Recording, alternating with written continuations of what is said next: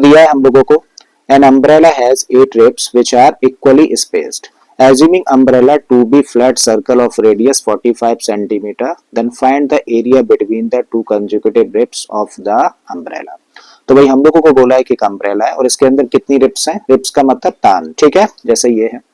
तो भाई 8 रिप्स दे रखी है हम लोगों को अम्ब्रेला के अंदर और इनके बीच में इक्वल स्पेस है, यानी कि सब इक्वल इक्वल डिस्टेंस पर लगी हुई है। अगर हम लोग ये मान के चलें कि अम्ब्रेला का जो क्लॉथ है वो अपने आप में एक सर्कल की शेप में है जिसकी की रेडियस कितनी है 45 सेंटीमीटर है, तो अगर अम्ब्रेला के इस क्लॉथ को हम लोग इस तरीके से ओपन कर दें, ठीक है, तो क्या मिलेगा हम लोगों को, एक सर्कल मिलेगा और इस सर्कल की रेडियस हम लोगों को दे रखी है 45 सेंटीमीटर। तो हमें क्या निकालना है भाई, हम लोगों को दो रिप्स के बीच का एरिया फाइंड करना है, ठीक है, और दो रिप्स के बीच का एरिया फाइंड करना है तो इनडायरेक्टली हम लोगों को क्या निकालने के लिए बोला गया है, ये कैसी शेप है, ये अपने आप में एक बनेगा सेक्टर, तो हम लोगों को सेक्टर का एरिया फाइंड करना है, करेक्ट। अच्छा हम लोग इस पार्ट को देखें, इस एंगल को देखें तो ये 360 है और ये 360 डिग्री का जो एंगल है वो कितने पार्ट्स में डिवाइड हो रखा है भाई, 8 पार्ट्स में, 8 रिप्स है ना, तो 8 पार्ट्स में डिवाइड होगा। तो भाई हम लोगों को अगर सेक्टर का एरिया निकालना है तो दो चीजों की जरूरत पड़ने वाली है, एक तो रेडियस जो कि ऑलरेडी दे रखी है,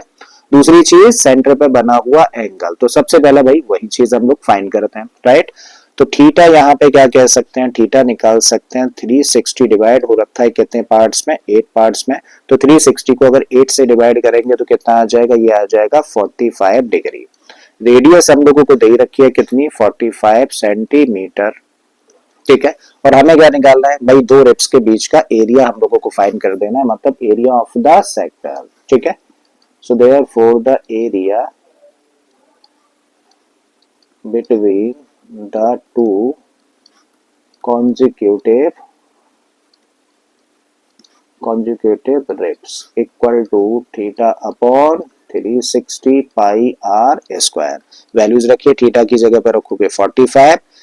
अपॉन में 360, पाई की जगह पर रख दिया 22 अपॉन 7 और रेडियस कितनी दे रखी है, रेडियस है 45,